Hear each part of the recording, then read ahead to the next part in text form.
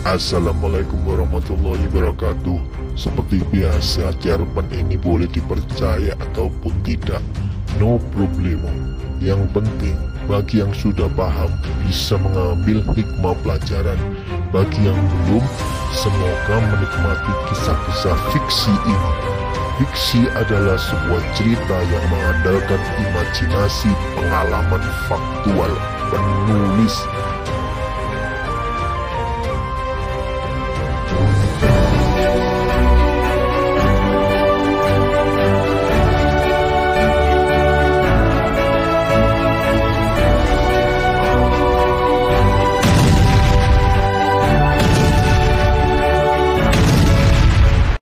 Suatu malam aku bermimpi, namanya juga mimpi, boleh percaya atau tidak. Ini terjadi di awal melakukan amalia kolwat. Berzikir di dalam sebuah bilik kecil berbahan bambu berukuran hanya seluas sajadah besar. Walau malam telah larut, tapi di dalam bilik mataku masih kuat mengawal tanganku yang memutar tasbih dengan diiringi gelenggan kepalaku. Iji siadu, semakin siadu hingga tiba-tiba terdengar lirih sebuah suara agak berat tapi sangat jelas. Assalamualaikum. Aku masih diam, aku ogah merespon. Lawang aku sendirian kok ada yang bersuara. Kan aneh, di dalam respon kueku ini suara tadi melanjutkan dikerannya. Kamu sudah lama ditunggu, yang kakung senang akhirnya kamu sampai juga di bilik ini. Bilik ini dikunci menunggu kehadiranmu. Memang saat datang pertama kali aku sempat lihat-lihat dulu. Saat itu ketemu bilik yang dikunci rapat memakai tali bambu. Waktu itu sempat dalam hati bertanya, ini tempat siapa ya kok dikunci?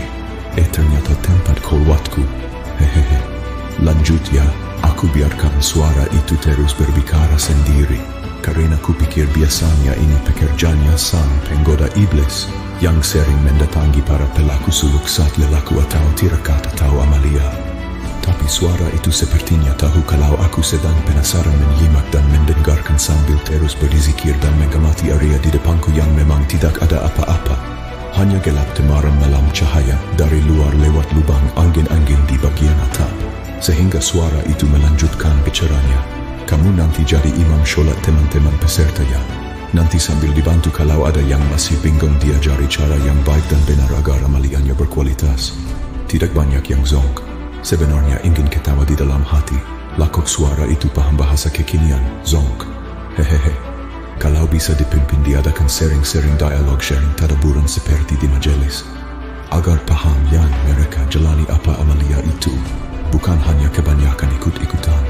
Di sini makan melulu dan tidur terus. Saya masih tak bergeming, tak bersuara menjawabnya. Karena belum yakin. Apakah itu suara seorang leluhur panitia gaib Imam Toreko Naksan Bandia yang sedang bertugas? Atau setidaknya kodamnya karena saat itu mungkin levelku belum cukup waktunya. Info ini muncul begitu saja di benakku seperti saat biasanya aku menjadi mediator.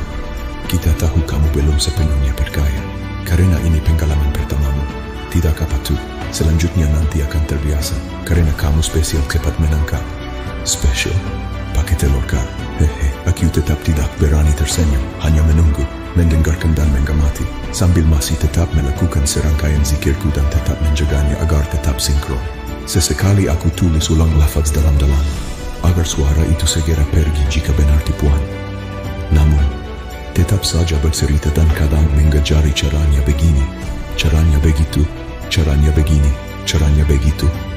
Bahkan seingatku cara dan ilmu mengelola kuakan dikutub dibahas juga. Asterisk sekali lagi ini mimpi loya, yang menulis saja juga waktu kejadian tidak percaya seperti bermimpi. Apalagi yang baca tidak percaya juga pasti wajar. Hehehe. Oke, sampai di sini dulu catatan suluknya. Dan ingat ya, tidak harus subscribe dan komen pada channel ini. Kita rido saja. Semoga dimudahkan masuk surga. Teruslah belajar, afalah takilun.